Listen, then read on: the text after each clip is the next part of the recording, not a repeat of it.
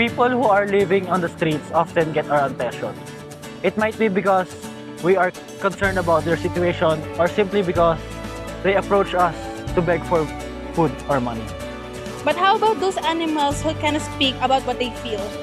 Although they can express what are they feeling, some people are still neglecting them. So for our community service, we will feed stray cats and dogs to inspire and show compassion to animals.